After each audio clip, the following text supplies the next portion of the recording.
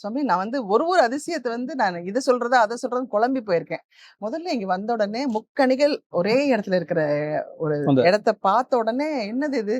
சொல்லுவாங்க மாப்பலா, வாழை எல்லாருமே வந்து முக்கணிகள்னால இது 3 தான் சொல்லுவாங்க. இந்த 3ம் சேர்ந்த ஒரே இடத்துல ஒரு அழகான ஒரு ஜீவசமாதி இருக்குதுன்னா, அப்ப அது எவ்ளோ பெரிய பவர்.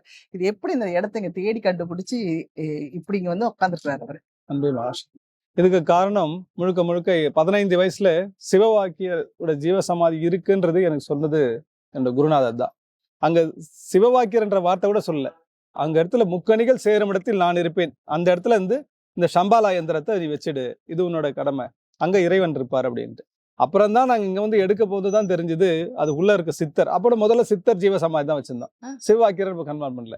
அப்போ சிலர்லாம் வந்து அந்த எவிடன்ஸ் காமிச்ச பிறகு அதுக்கு மேட்டுப்பாளையத்துல அதோட இதுல முக்கியமான சில எவிடன்ஸ்லாம் அங்க இருந்த பிறகுதான் சிவவாக்கியர் என்றதை நம்ம கன்ஃபார்ம் பண்ணோம். அது எப்படின்னா சிவவாக்கியர் இங்க ஜீவசமாதி ஆன பிறகு மறுபடியும் அவர் ஆழ்வாரா எடுக்கிறாரு. அதனால்தான் அவர் பாருங்க என்ன விஷயம், அரியும் சிவம் ஒண்ணு அந்த வார்த்தையை சொல்றாரு. ரொம்ப ஒரு அற்புதமான விஷயம் அதுதான்.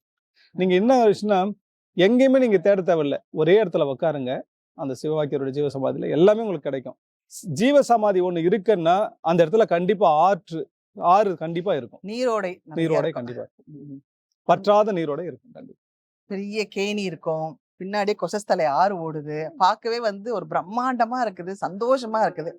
அது மட்டும் இல்லாம இங்கே அந்த ஒரு மரம் பின்னாடி பார்த்தீங்கன்னா, ஒரு குபேர பாபா இருக்கிறாரு.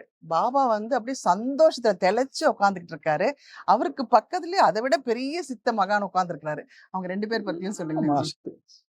பின்னாடி பாத்தீங்கன்னா லாகிரி மகாசாயா. லாகிரி மகாசாயுடைய பெரிய அற்புதம் என்னன்னா, இன்னைக்கு வேர்ல்டுல கிரியா என்ற ஒரு யோகம் இருக்குன்னா மகாவதார பாபாஜியுடைய முதல் சீடர் அவர் தான். இன்னைக்கு கிரியா வந்த காரணமே லாகிரி மகாசாயா தான்.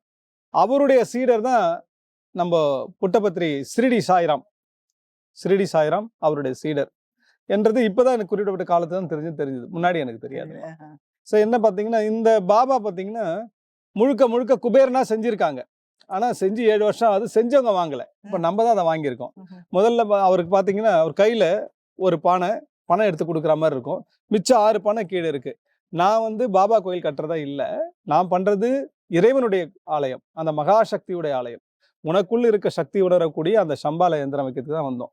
இதுல என்ன பார்த்தீங்கன்னா அந்த 7 பானை இருக்கவே தான் அது குண்டலினியுடைய ஆலயம் அப்படின்றது நான் புரிஞ்சுக்கிட்டேன். அவர் குண்டலினியுடைய அவர்கிட்ட இருக்கு, அதை பத்தி அவர் சொல்ல வராரு அப்படிதான் அந்த பாபா வாங்கிட்டு வந்தேன்.